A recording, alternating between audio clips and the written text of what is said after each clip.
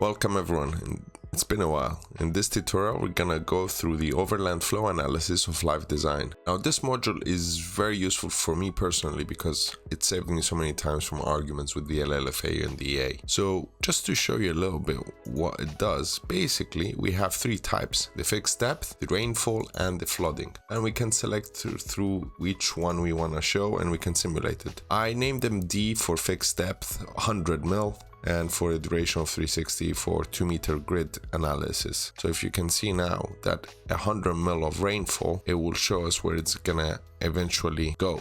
And if I just drag my cursor all the way to the end, you can see that the 100 mil will accumulate towards the edges of the side and some other low spots within the existing ground model. And then we have the flooding for the 100-year 40% climate change. And if I hit play on this one, that is based on a drainage model that I've run a simulation analysis, and you can see that only that flooding occurs because my model works. And then we have the rainfall. That is, we pick a specific rainfall event and we run it on the existing ground, and you can see it starts accumulating. And if we fast forward, you can see that's where the water will eventually go. For the purpose of this tutorial, I've created a new file. We have three surfaces, one which is the topographical survey and two common surfaces that we can easily tell from the contours where the water is supposed to go. So to start, you will have to bring your object browser up. If you don't know where that is, it's in Live Design, Object Browser. Then we're gonna scroll all the way down to Overland Flow. We're gonna right click on the analysis area and hit add. Once we add it, we need to specify the area that we want to analyze. In my case, I'm gonna specify from there to there. Now, if I click on the analysis area, I know I'm gonna do the fixed depth, so I'm just gonna give it the appropriate name, which is fixed depth of 100 mil. I want it for a time of, let's say, 60 minutes and every 2-meter grid. And the surface I want to work on it is the existing one. Actually, no, it should be test 1. And then it tells us land used for permeable. We can play with these, but for this case, I'm just going to leave it as default. And then the style, I'm just going to use the CTS one, which I've created. Now, if we go back to our object browser, and if we right click on the analysis that we've created, and we go Overland Flow Analysis, and we select the fixed depth, we do resolution 2, and then we do a depth of 100, and we leave it at 60 and we hit OK. And then I'm just going to replace this file I already created. We wait a few seconds. And now you can see that a table has been created showing us the depth. The crossed line shows that this has been turned off, and basically this is where the water will accumulate. Now if I select the Overland Flow Analysis and I go to the edit style and tick the 0 depth and hit OK, you can see that all this area is 0 depth. But because we don't want to show 0, because we don't want to confuse the LLFA, we're gonna leave it as is. Then we're gonna go to show 3D, and you can see that if we hit play, it will just show us how the water accumulates. Now you might think like, oh, hang on a second, how did the water end up here straight away? Well, that is where the 0 depth plays a role. So if we go and turn the 0 depth back on, go to show 3D, make it full screen, and if we hit play, you can see now the water actually going all the way down. You can see there is a slight lag with my machine. I'm due for an upgrade, but you shouldn't be any lag with your machines. So that is the fixed depth basically. And I've run it on these ones because they're more simple, just so you can see straight away the results. Now the next one is the rainfall. So let's go create a new analysis. So right click, add. I'm gonna select this. Actually, let's select the whole side. Yes, let's do that. And then we're gonna click on the analysis, and this one will be a rainfall. So rainfall, and let's say 100 year with a Y, and then 40 climate change. This one I'm gonna do it on a grid of 5 because I wanna not waste too much time on my analysis. This one is my existing surface, and then the style I'm just gonna leave it as default again. So now if I go to the rainfall 100-year Overland Flow Analysis, in the analysis, in the resolution, I'll change it to 5. The analysis type, I will change it to rainfall. I'll put my parameters in. You can get them from the HR Wallingford website, or you can, depending on what you're using, but I'll just go with FSR for now. 100-year, 40% climate change. Let's go for winter. And storm duration, let's do the 15 because usually they're the most critical ones. So if we hit OK, you can see the name automatically is there. That's why we should rename it at the beginning before we run the analysis. And I'll just keep it existing ground for the surface that's running for. and then hit save. But actually existing ground is the name of my file, so it doesn't apply the surface name. So you can see that when the rainfall event of 100 year plus 40% climate change with the R and M560 parameters, this is what it will look like. So if we go to show 3D and we switch to RF, you can see that's where the water basically accumulates. You can see it starts accumulating here at the bottom. So let's drag it all the way to the bottom. You can see accumulated at the corners of the side, and that should coincide with the contours. You can see 48, 47, and if we see 50, and let's select this,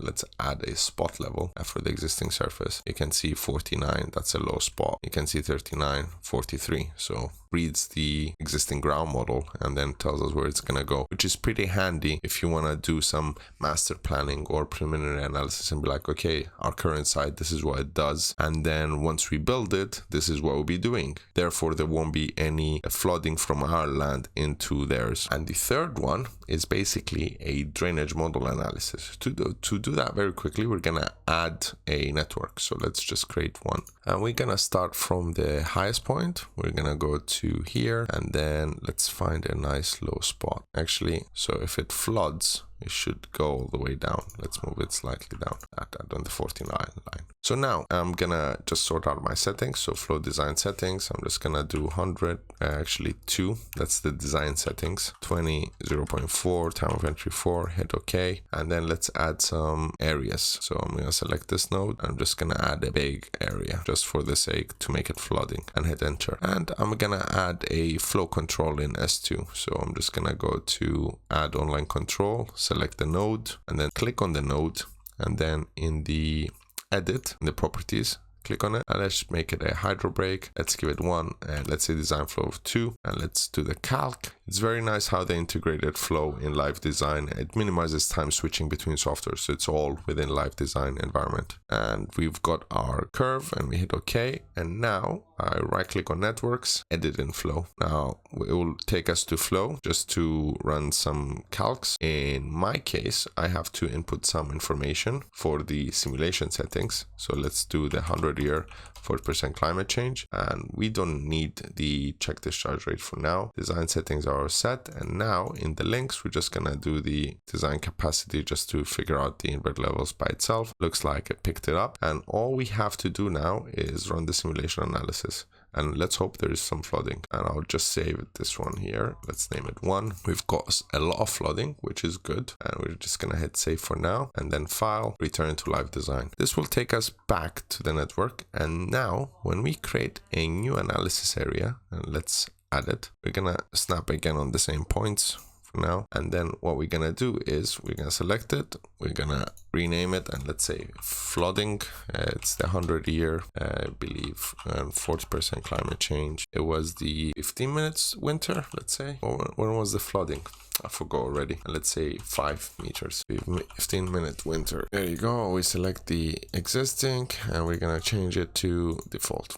And now if I right click and hit Overland Flow Analysis, I select the flood volume, and we select the 15. Oh, we did it only for summer. I must have missed a step there, but let's do it for 5 and hit OK. And we're just gonna hit save, and it will run it very quickly. Quicker, even if your machine is newer. You can see I'm still running Windows 10, I believe, not even 11. I'm not even I cannot even upgrade because my hardware is so old. And let's turn off the rainfall one. So let's go to no display, and you can see that this is my flooding event. And let's go to the edit style and turn on the 0 so you can see what's happening. So now if I select this and go to show 3D, and let's switch it all the way to here, let's see what's actually happening. So if I hit play, we know there is flooding definitely in the last 2 manhole, first and second manhole, I believe, because we put the hydro brake on the last one. So you can see the flooding starts and it falls down. You can see there is slight lag from our machine. You can see there is actually a lot of flooding. Let's go and fix that. So let's turn this one to no display, and let's say we're gonna add a big storage here. So let's go and see if we can add the storage, add storage or structures, select node, and let's go to the edit storage structures. And I think let's add a 1 meter. Let's start from 0, 1 meter, 1.01, and let's add, let's say, I don't know, 800. a big storage structure. And let's hit save. Let's go to edit in Flow again. I just want to show you an example how it gets fixed and how you can see the difference like before and after. And that's a good argument for the LLFA, just to show them. So now our storage is in there. We hit let's go to simulation settings. See, we want the winter as well. So hit yes. So now we have summer and winter. And let's override this one. And you can see now we have 157. We need more storage. So let's pump it up 1,500 just for the sake of it. And save and run.